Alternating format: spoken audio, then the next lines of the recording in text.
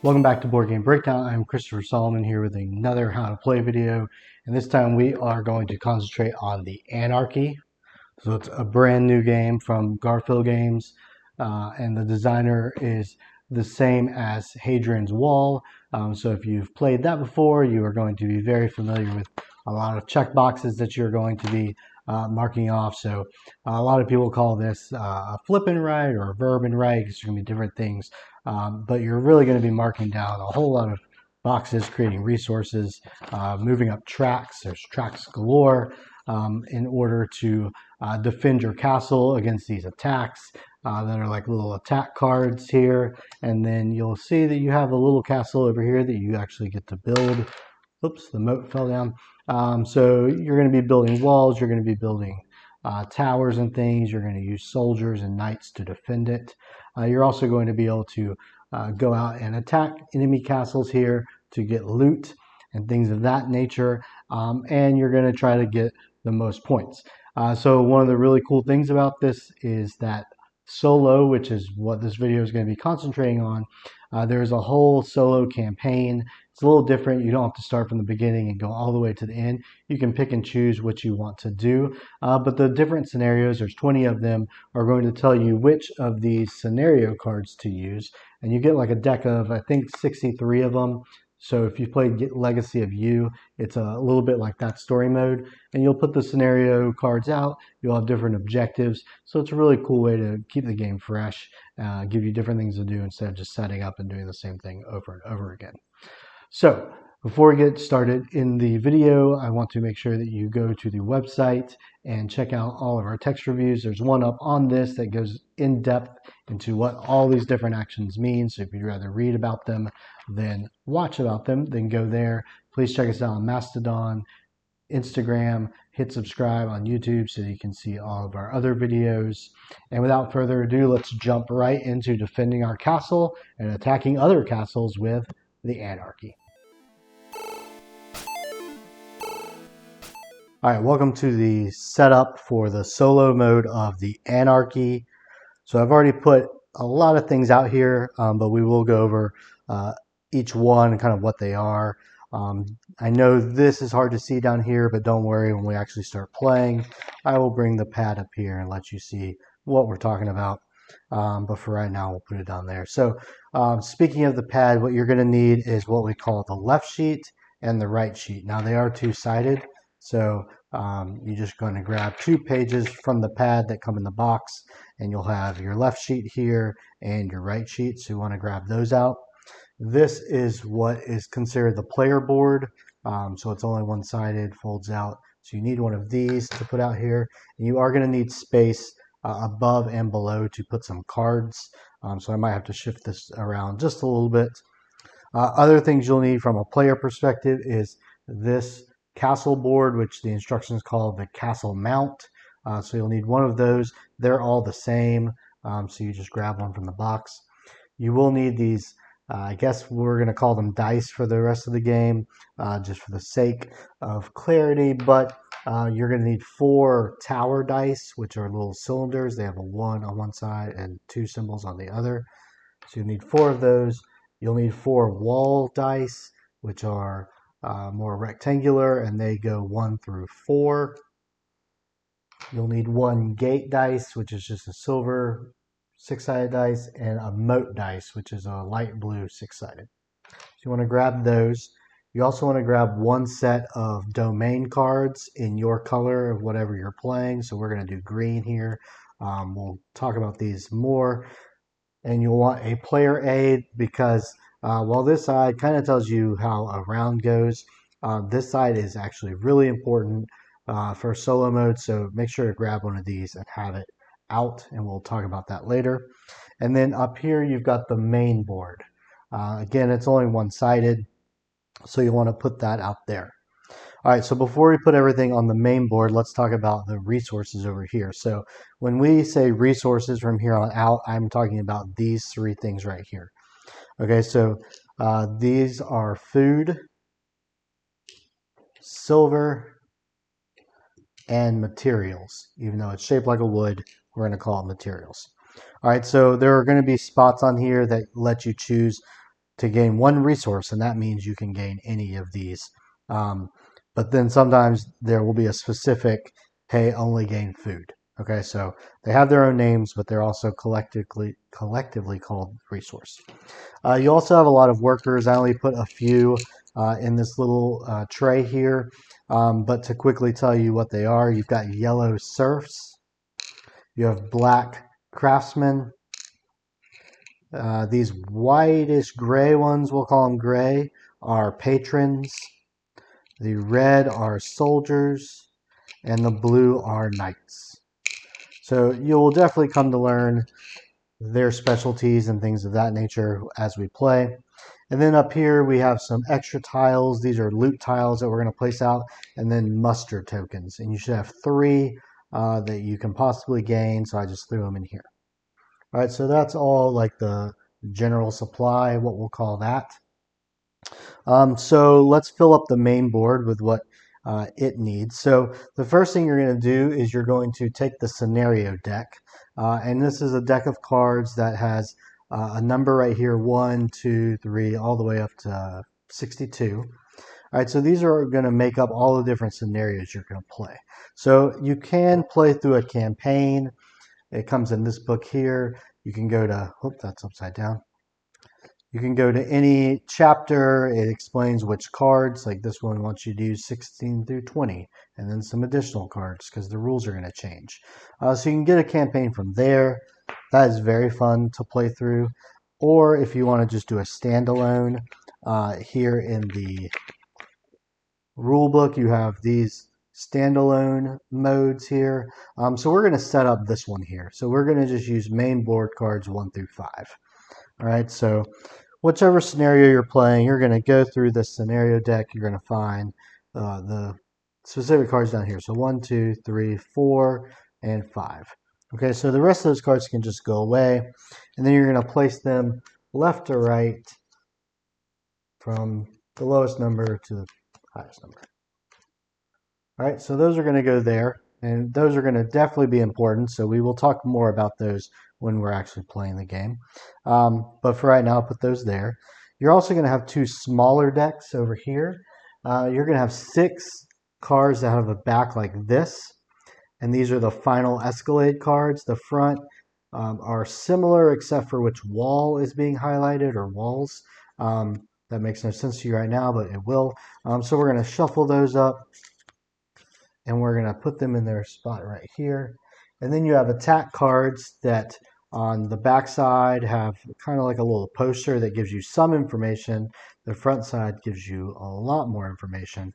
So we're going to shuffle these up, and we're going to place them up at the top right-hand section up there. So we'll do that. I'm going to make sure my domain cards are shuffled. I don't know if I shuffled them or not. You're going to have your path cards that have backs like this, fronts that look like that.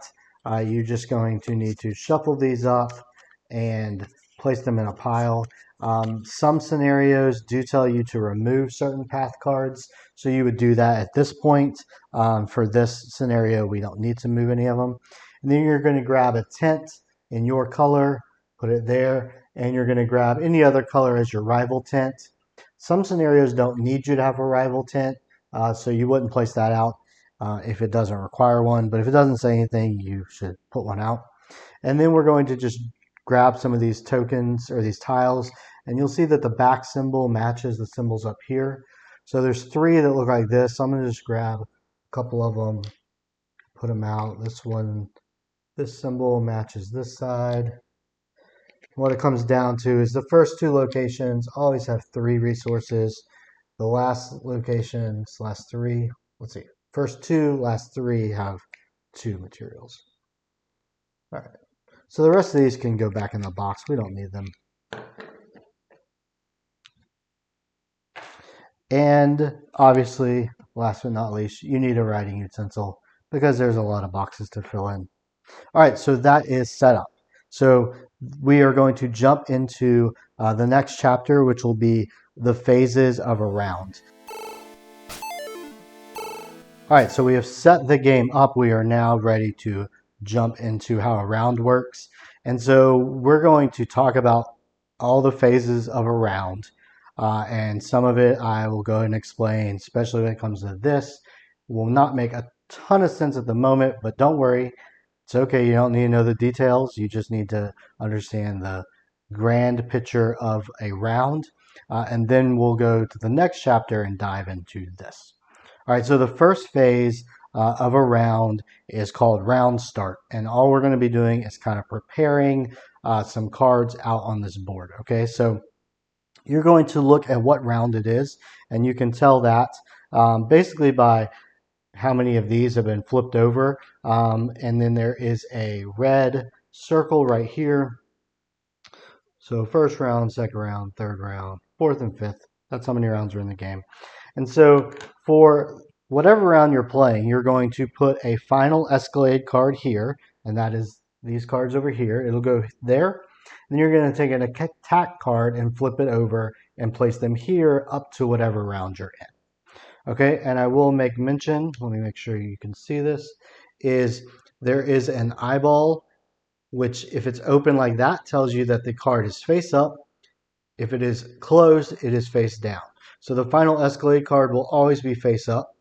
This first attack card will be face up, and then you'll see that the rest are going to go back and forth. So face down, face up, face down, face up. So you're going to have some limited knowledge of the attacks that are coming your way, but you'll understand how that works in a second. So we will take our final Escalade card, and we're going to just take a glance at it here. We will not go into depth on what this means just yet, but this is going to go in this first spot.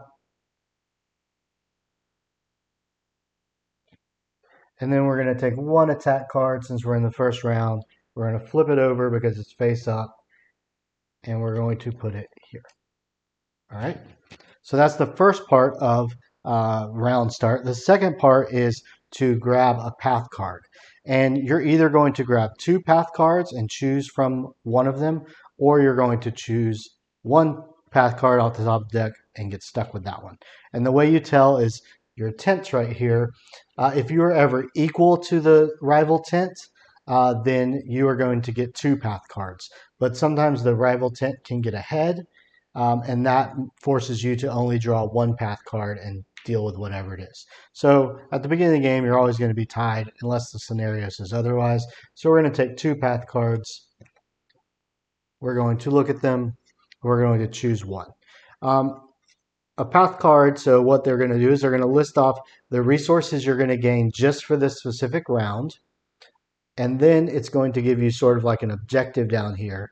So the silversmith says the more levels of the mint you complete, the more victory points. Okay, if we look at the other one, Baron, completed leadership rows. So I like making the mints. They're pretty helpful. So I'm going to take this one, and we're going to just discard this one over here. And that is round start. All right, so phase two is production. So the first thing we're going to do is we're going to produce all of these items on this card here. So we need to grab 4 yellow serfs. So 1, 2, 3, 4. We need 2 craftsmen, which are the black workers. We need 3 materials, the little wood. 1, 2, 3. We need 2 patrons and 2 silver.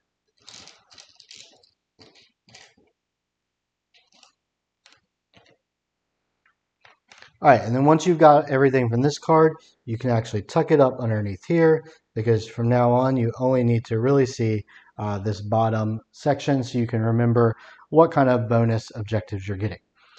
The second part of production is you're going to look at your production square here. It's this gray one, this gray box, and everywhere there is a black circle, you're going to grab one of those. So you'll see that you start the game with this sort of production, but by taking certain actions, we can increase the production. So like, say we color in a circle there and the soldier track. The next round when we produce, we'll get 3 soldiers. All right, so if you're familiar with Legacy of You, If I remember correctly, it's a little bit like that. So we'll just go work our way top to bottom. So we get another serf. We get no craftsman. We get another material. We get no patrons. We get 1 silver. We get 1 food. We get 2 soldiers. All right, so here is our things that we have to deal with for this round. Obviously, we're going to possibly trade them into other things, but you'll see that shortly. So that is phase 2. That's production. Phase 3 is actions. So actions, and I'm going to kind of explain this on a general scale. An action is going to be to basically look at your paper, and anywhere there's a beige box, so make sure you can focus this. There's a beige box for gate. Each of these boxes, in order to fill them in, cost 1 craftsman and 1 wood. All right, so you see that basically all these fortifications cost that. A lot of the buildings cost black worker and wood or material. Some things cost serfs. Some things over here cost money, which we'll discuss this in a little better detail. If you look at the right sheet, you have these tracks that, like, once you build a building, then you can pay patrons and generate these things. All right, so the action phase is going to be a lot of looking at your paper, paying something, doing it, filling in the box, and then continuing with the rest of your resources. All right, so don't worry, we are going to definitely talk about what each of these papers mean in a minute. But the action phase is going to be a lot of trading in things, marking boxes down, possibly be building your castle, possibly attacking this castle up here to get loot. There's going to be a lot of options, okay? At some point, you're going to be at a point where you're not going to have any more resources, or maybe you want to keep the resources you have to help defend your castle.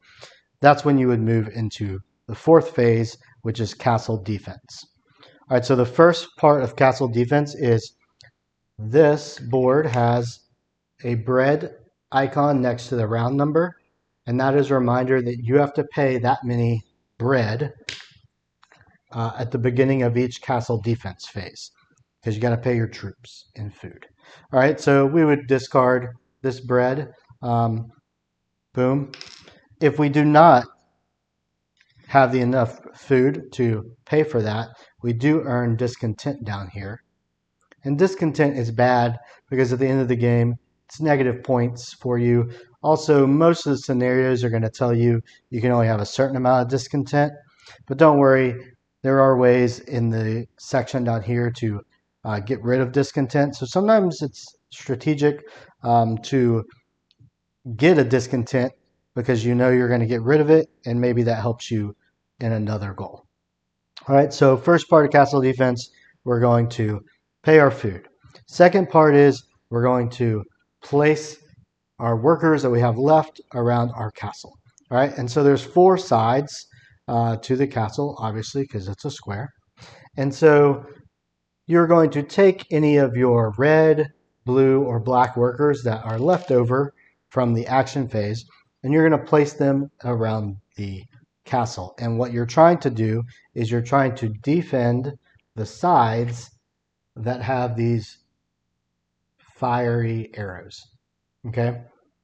So don't worry, you'll probably have more than just a handful of workers, but you also have the ability to build fortifications when we talk about actions. So I'm just going to throw some out here. Let's just do that for the time being. Let me get rid of my workers. So let's say we go into this castle defense phase, and our castle looks like this. And if you can't see it, there's a 1, a 1, and a 1. All right. So if we look at our first attack that's going to happen, what this is telling us is the enemy is attacking this side of the castle and that side of the castle. And the only things that you can defend with are going to be the towers. So the walls do no good. These arrows if you have that tactic unlocked. And you can use people. Red or black meeple defends 1, a knight defends 2. All right, so how do you know what the value is going to be? That is going to be where, whichever round you're in, this card comes into effect. So you see we've got A through E down here, and this card here had B coming from one side and A coming from the south side. So we look at B. So the B side is going to do 1 damage. The A side, the south side, is going to do 2 damage. So what we know about this attack is we have 1 damage coming from this side, north side, and the towers or people can block it. Same with arrows if we had them, but we don't. And the A side coming from this side is going to be 2 damage. But we have no towers down there, right? So what do we want to do in this case? Well, we already have a tower here that's on this side. So that 1 tower is going to defend that 1 value of B. So this side is good. We're really worried about this side. We need a value of 2. So we could put a red worker there and a red worker there. They're each 1, and so that would soak up the 2 damage, and this whole card would be squared away. Okay. We do have to defend against this one, though. And so we have an A attack, which is 2 coming from this side, and an A attack coming from this side. So let's just pretend these are all the workers we had. This is all we could do when we were putting our forces into play. After you've put your people out there, then you go to the third part of castle defense, which is to resolve the attacks.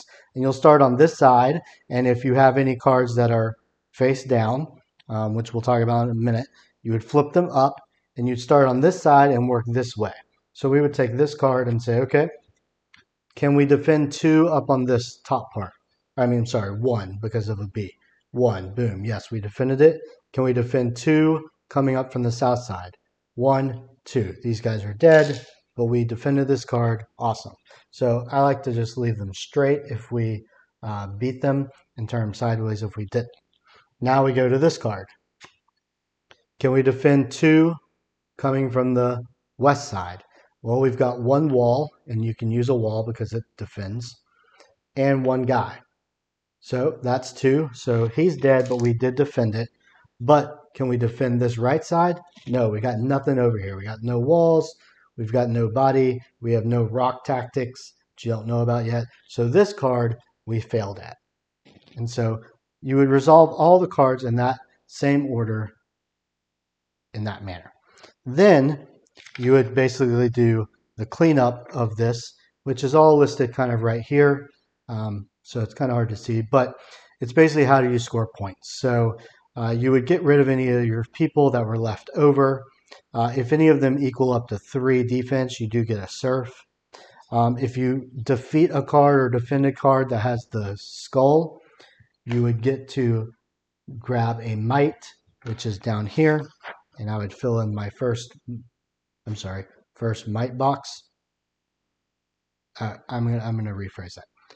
It's bravery per skull. So I pointed the right one. I said the wrong thing. So you'd fill in a bravery there because you defended a square or a skull. And then you would look at this number of whatever round. So that's 1 loyalty. And you would minus any cards that you did not defend against. So we got 1 minus the 1 we didn't defend, which is 0. So we would get no loyalty here. If we defended both of them, we would get 1 loyalty here, and we get to mark that in. At that point, the castle defense part is over, and then you do some round cleanup where anything left over besides something you won from down here, you would discard. These cards would go back here, and you would reshuffle them.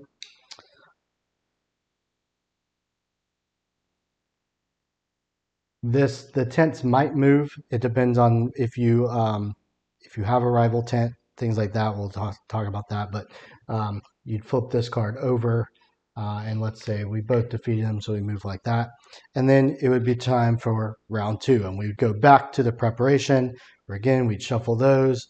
We deal 1 here, 2 here. So let's just do that. So shuffle the final escalade cards. So we'll put 1 here. Shuffle these. So you'd have 1 right side up, but 1 upside down. So you'll see that this doesn't give you a ton of information. We'll talk more about that with the tactics. And we would draw 2 path cards, and we would choose from our next one, and then we would move on to production and so on and so forth. Okay, so that is how that works. So I'm going to, let's see, I'll reset this a little bit. And so it looks like we've played, I don't know, I'll reset it for the very first round. And then we will actually dive into what are the actions, what are these things on this page do for you, how do you score, and we'll take it from there. All right, welcome back. So I've reset it just slightly, but we're going to move forward as if we're in the first round, and we're going to really concentrate on what all these boxes mean. We'll be working top to bottom, left to right, and then over here. And I'll try to give you as much information as I can, but I don't want this video to be 4 hours long either. So you can go to our website, and in my text overview, I've got pretty in-depth explanations, so check it out there too.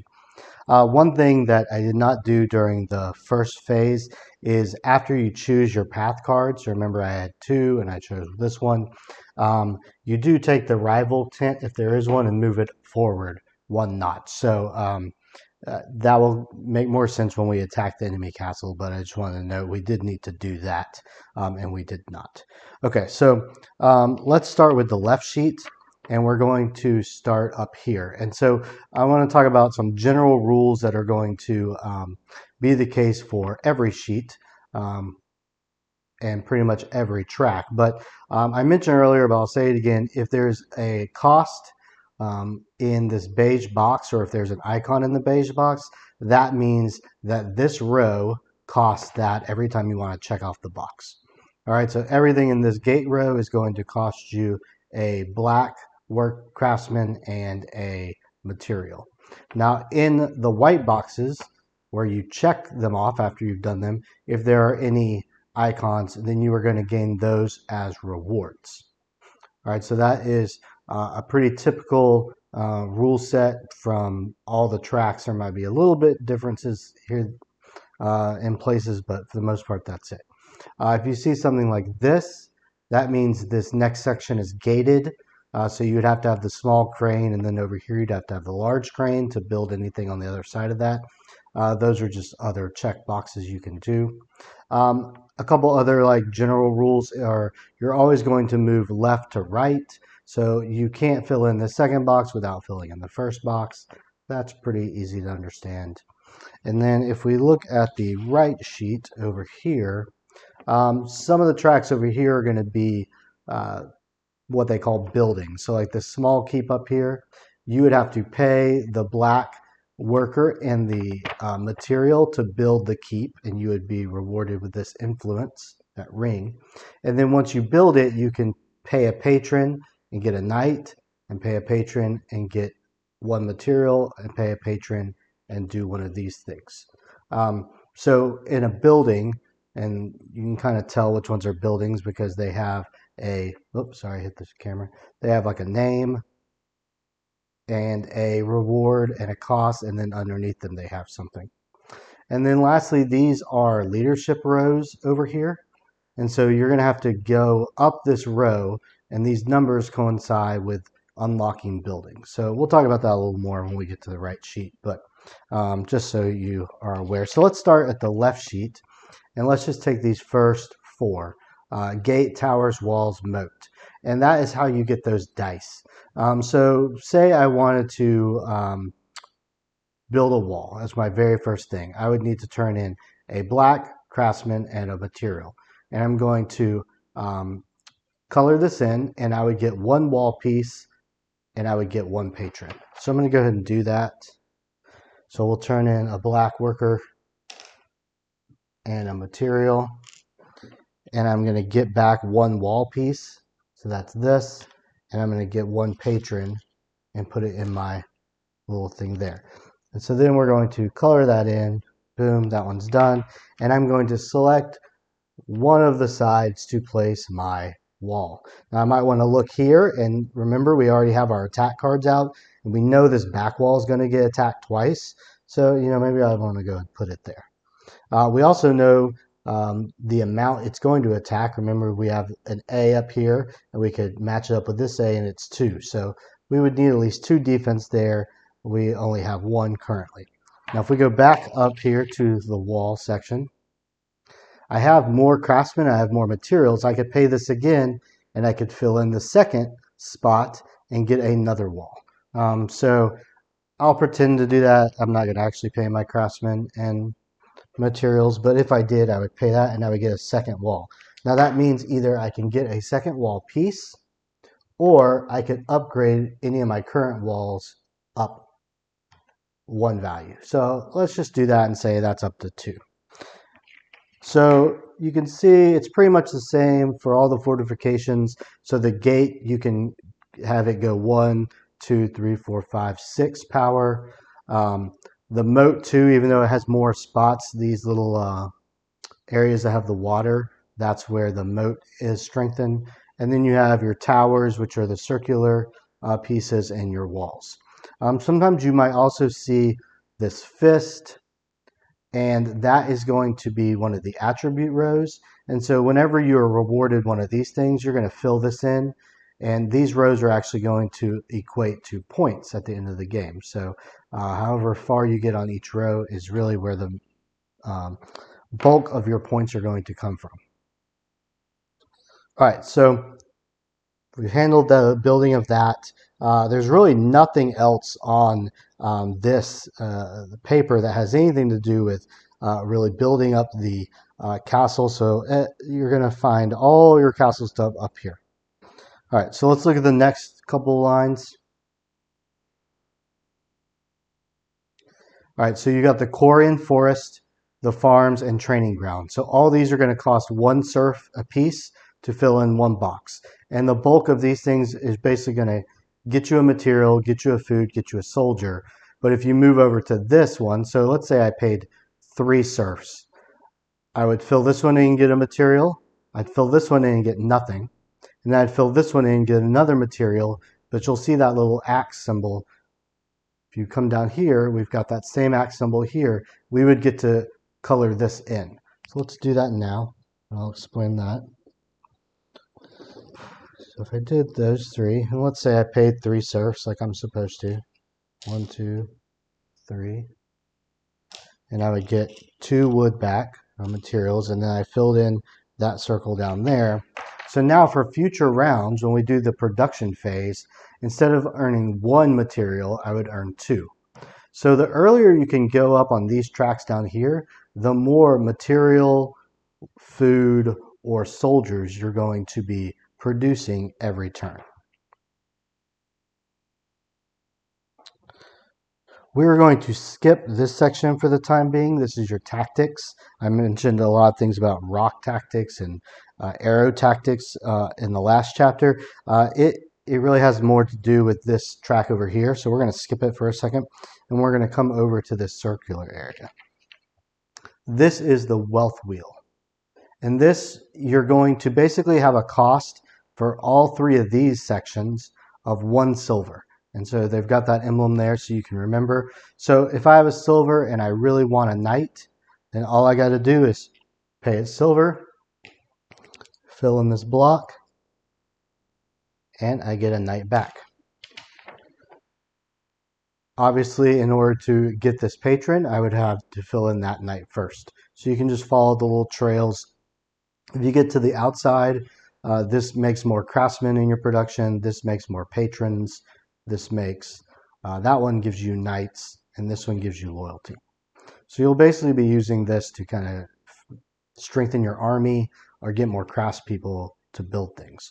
Now the south part of the wealth wheel is slightly different. You still have to pay $1 for each of these, or a silver for each of these things, but these are your different siege craft, and you do have to pay this price as well. So to have build a ladder, you have to pay $1 and you've got to pay a black worker and a material. Then you get to color this in and you get 1 on the might attribute and you get use of a ladder. Now, the point of a ladder is in order for you to attack an enemy castle. So we're going to come back to that. But the other thing to note on here is if you want to like build anything under the small crane, you have to have had made the small crane ahead of time. So you got to be able to follow the white line back to the wealth wheel. So like you could create the ballista without creating the ladders, but you couldn't create the siege tower without creating the large crane. And you can't create the large crane without creating the small crane. So just follow your lines back. So that's pretty easy. This is all about castle defense, which we talked about in the last chapter. And then down here, I've touched on it, but these are your attribute rows. So as you get these symbols, you're going to be climbing up these rows, getting rewards. And as you get discontent, which is typically when you don't defend a wall or a side of the castle, or when you can't pay food, you fill these in and they're going to be negative points at the end of the game. This is how you're going to score the game at the end. All right, so let's move over to the right sheet. All right, so I'm going to break these down into sections by these leadership rows. So there's governance, there's warcraft, there's worship, there's entertainment. And the first thing to know about these leadership rows is to move up them and to check the box, all you have to do is pay a patron. So all 4 of them, all you do is pay a patron. So if I'm on the governance row and I'm like, well, I need to start this, because over here there's going to be some gates. So like small keep, I have to have a 1 in the governance row. So in order to even start building any of this stuff, I've got to have this one. So what am I going to do? I'm going to pay a patron, put it back in the supply. That spot has a silver coin, so I'm going to earn a silver coin, and I'm going to color this in. Now you might notice on this there are like colored numbers. The colored numbers alert you that you have unlocked something. So like when I get to 2, if I look over here, I've unlocked the small mint, the ability to build it. I don't have the mint yet, but I could build it. Whereas like 3 is brown, nothing is unlocked over here for 3. I have to get to 4 first. Okay, so with all these buildings, at least here in this first section, there's a small keep, a medium keep, and a large keep. So you have to build this one first, and the way you build it is you pay a craftsman and a material. So I will go ahead and do that. Material, craftsman. I'm going to just only check off that box because that's just for building it. And that was the influence icon, which is right here. So I'll get to fill that in.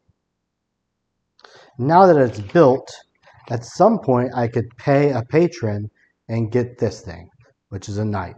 So if I paid a patron right now, boom, then I would get a knight back and I would color this in. So the keeps are basically ways of paying patrons, getting a lot of influence, and getting some added things that you need. And then these little emblems allow you to move up these other leadership rows. Now you'll note that sometimes buildings take a small crane or a large crane, so make sure you're paying attention to that. Small mints are right below it. They're very similar in that obviously you have to build them first, and then you can pay patron or serfs. For the first serf, you don't get anything, but for the second serf, you do get to up your silver production and get a silver. So you build these things, and you will start making a lot of money. Now let's just point this back to the path card that we chose.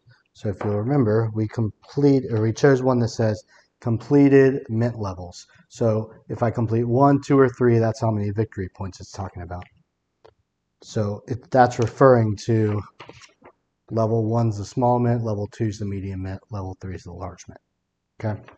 All right, so that is everything for these buildings. The last thing on the governance side is the spies. And the spies allow you to pay silver and open up this little circle. And what that means is at some point, if you remember, I said you're going to have cards that are upside down like that. And so all this tells me is that the whole castle is going to be attacked, and I can only defend it with these covers. which is another tactic, but I have no clue what the strength is. If I showed you this card, if this one was upside down or face down, it's attacking my moat, which I can, it's attacking one side of the castle. I can defend with my moat, I can defend with people, I can defend with logs, but I have no clue what side it is. So when I'm preparing my defense, I'm just throwing guys out there and hoping that it's on the right side. Or I can use my spy, and you could circle or color that circle in, and you would get to go ahead and flip this over. And so now I know, oh look, the moat is being attacked from my north side, and it's an A, which is 2. So you get a lot more information if you have your spies, but they do cost money. All right, so let's move down to the Warcraft area. All right, so this top row, tactics. So I've mentioned a lot of things about tactics throughout the video, and I have not actually talked about them yet. So here it is. So first we would need a 1 in Warcraft. So we would pay a patron. Let's pretend we did that. We'd get a soldier back. I'm going to keep my patron because I'm running out. And then the tactics, for the first one I need a 1, which I have a 1 now. And I'd pay a patron or a knight, and I would fill this in. So let's just pay a patron, and I'd fill this in. Now what that allows me to do is come back to this sheet, and you'll see that little gear and hammer symbol over here. These are all of our tactics. So there's going to be 5 that we can learn, and they're going to help defend different things. So if you notice that moat, right, you can use logs to help defend it. So I have a log emblem right here. So now right now I've not learned about this tactic, but because I just paid that patron and I filled in this over here, I could hop over here and color in this spot here. That would get me another soldier. So the more tactics you learn, the more soldiers you get. And now I basically have 1 log that is able to be used. I could pay more material, like I could pay 2 more material, and I could circle these, pay the 2 material. And now I have 3 logs that are ready to go whenever I am ready to defend.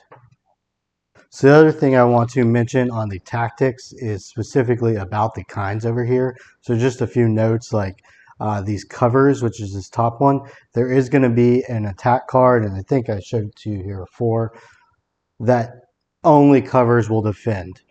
You can't use people, you can't use walls or any sort of towers or moat. It's only these. So you definitely, when this card comes out, unless you just want to lose at that card, which is perfectly fine if it fits into your strategy. If not, this is going to be the only thing that can help defend it. Rocks are the other tactic I want to call out, because these final escalade cards are always attacks with these ladders, which allow you to use rocks. So if you learn how to use the rocks and you have some, you basically always know you have a backup with these. And then you'll see there's other regular attack cards that use ladders and help defend with the rocks. So I mean, they're pretty nice. And then the other 3, which are hot oil, logs, and bolts, they're all going to help you defend numerous other attacks. All right, so let's hop back over to here. So that was tactics. So you see you can learn basically 1, 2, 3, 4, all 5 tactics, but you do have to be pretty high up on the Warcraft leadership row over here. Next is ramparts. This is going to be a way to use craftsmen and either get soldiers or these muster tokens. So I mentioned this in the setup, but this is a muster token. So if you unlock one, then you will have it for your whole game, and you can use it once per round. And the point of that is, remember when we discussed how before you flip over the cards, you're going to have taken a wild guess and put some people out here, right? And so say that's our defense, and now we are like, okay, we know we're defending this wall and this wall and this wall, and this wall is good because it's already 2, and we're taking a guess about this side, and we're going to just say it's one of these 2 sides. And then when we flip this thing over, we realize, oh, it's coming from the north side, and The wall cannot help defend. It's either the moat or people. And look, we don't have anybody there. Well, you can't move them at this point unless you have a muster token. You can flip it over and use it, and I could take my knight and swivel him around to there. And now when I go through my cards, my attack cards, and resolve them, this needs a defense of 2. Well, now my knight defense 2, and he's dead. And then you keep going. So the muster tokens are really helpful when it comes to being able to move people around, especially if you don't know where the attacks are coming from. Lastly, on the Warcraft track is the small stable and the large stable, which once you build, you can pay serfs or soldiers to get these 3 things. And once you fill in all 3 of those, you get the usage of the black horse and then the white horse. And those are going to come in handy when we talk about attacking the enemy castle, which we will do last in this section.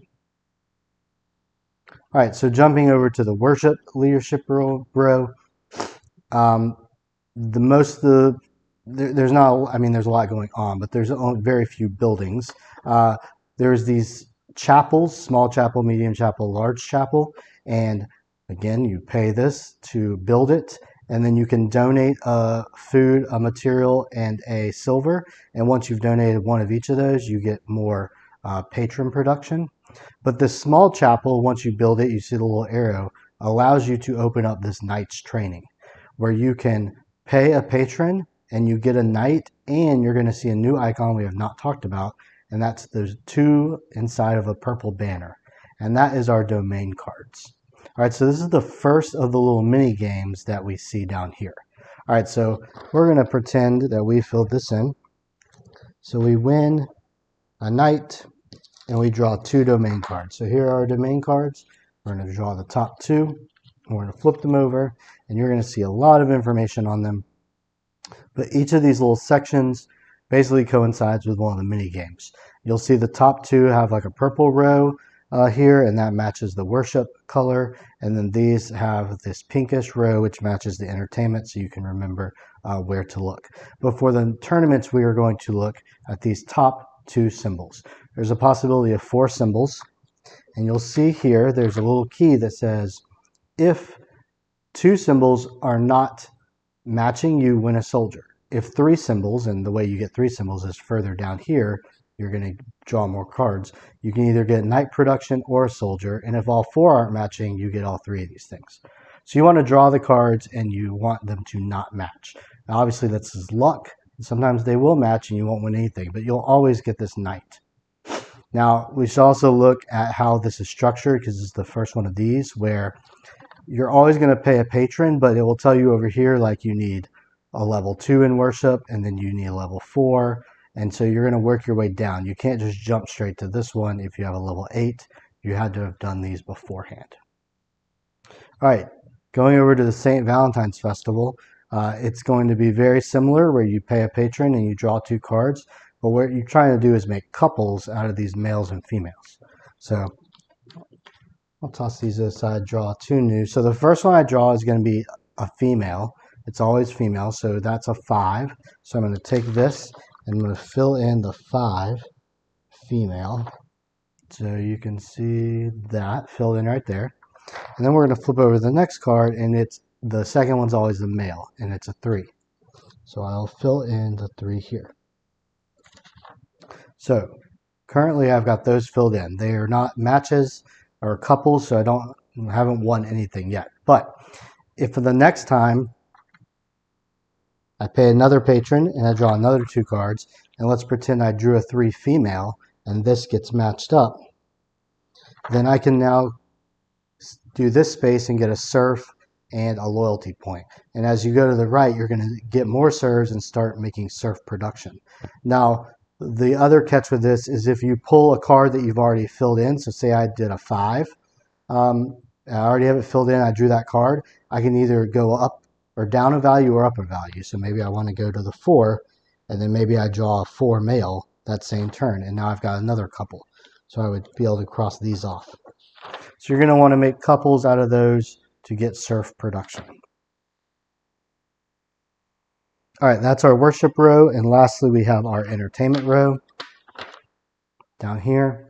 There's going to be a new little emblem that it looks kind of like a cooking pot on a fire, and that is going to be your brew house emblem. And whenever you see that, you're going to draw 2 cards. Again, you're going to be drawing a lot of 2 domain cards, and you're going to look here. And so I've got this little water drop. I have, maybe that's yeast, I don't know. There's 4 different ingredients.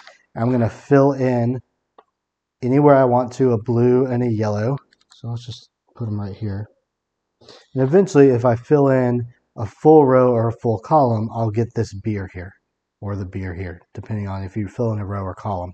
And the beer can be used during the castle defense phase to either give your soldiers or your craftspeople an extra strength or defense when you have them drink the beer. Knights, the blue guys, they don't drink beer, so you can't use them for them. And then we have 3, this one, and this down here, little mini games. So the tournaments, you pay food or food and silver. Obviously, you have to be on the right number of the entertainment track. You're going to also get knights, and then you're going to draw 2 cards. And the first card is going to represent you or your knight in the tournament. So you'll see there's 3 positions here.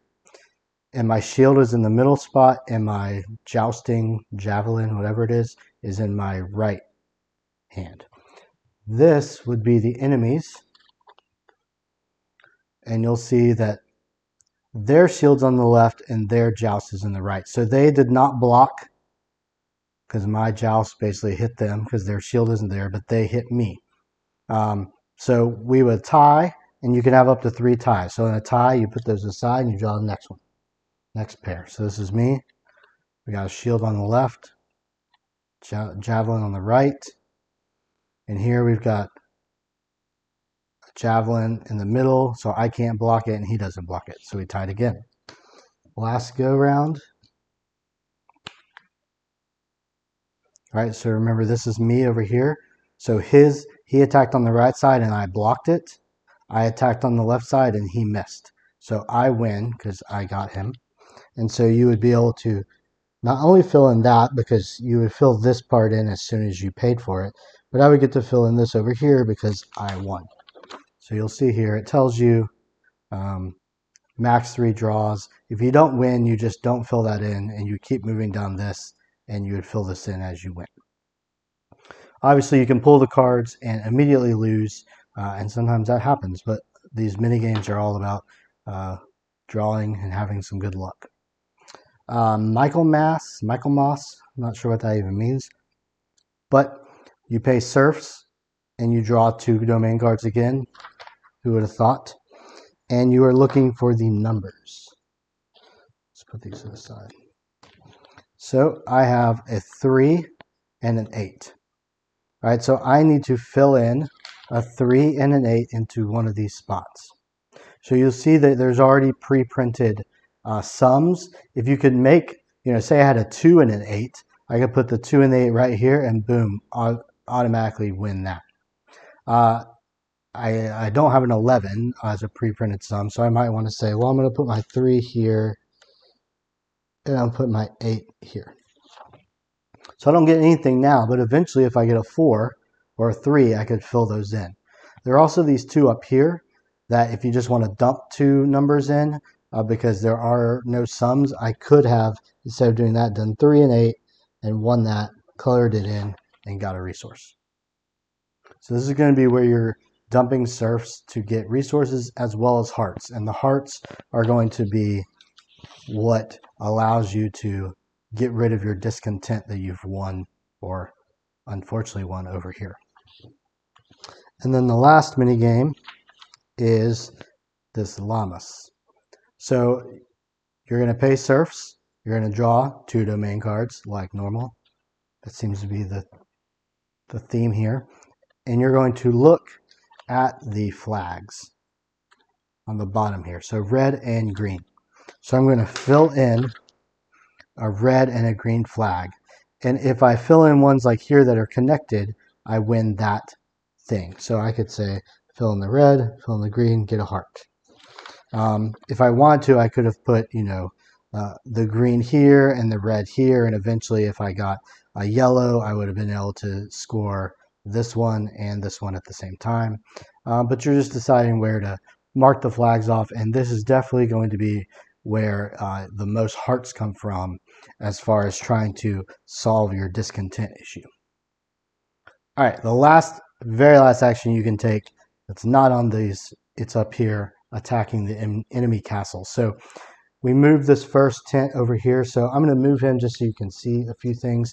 If you want to attack the enemy castle, you need to have to pay the food cost up here, and then you need to have whatever requirements are there. So like for this, you need a ladder. And if you remember our siegecraft, you would have had to have bought a ladder to go fight this enemy castle.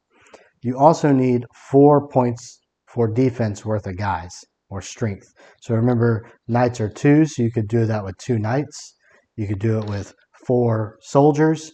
Craftsmen cannot go attack the enemy castle, they can only defend, or a mixture of soldiers and knights. If you have the requirements, you pay the requirements, you move your tent onto that card, and you win 2 material and a food, and you win 2 bravery. All right, so you're going to get more bravery and might as you're going that way. Now, at the end of the round, you would flip this card over, put your guys back, and at the beginning of the next round, when you draw your path cards, you would move the enemy up, or the rival tent up 1. Now, what happens if you don't fight the enemy? Because you don't have to. So at the end of this round, say I didn't have the ballista to do that, so I just skipped it. Well, eventually what's going to happen is he's going to move this way. He defeated this castle, so it's going to get flipped over. And now if you want to attack this castle, you're going to have to add this strength to it. So you see that this now has a defense of 1. This has a defense of 5. So to attack this castle, I need a food, I need a black horse, I need a catapult, and I need 6 points worth of guys.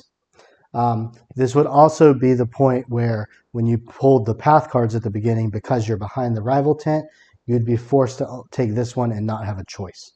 So if you can keep up with the rival tent, it's very nice as far as the path cards go, but sometimes you just don't have the ability to have built these weapons because it does take a lot of resources. All right, so that is the action breakdown. You basically play 5 rounds, and then at the end of the game, your main source of points are going to be how many things you win up here, 15, 30, and then 10, whatever it may be, and then your path cards. You're going to score all the little objectives you completed or did not complete on your 5 path cards, and then you're going to look at your discontent, and you're going to minus out any points. So if I ended the game with 3 discontent, I would get -4 points. Sorry. Yeah, that's right. And then I get a final tally here. Most of the time, the scenarios give you a specific goal. So here, I'll just show you the first one. I don't want to spoil anything story-wise or whatever, but you'll see here that, like, here's the requirements. You have to have done all the mint levels.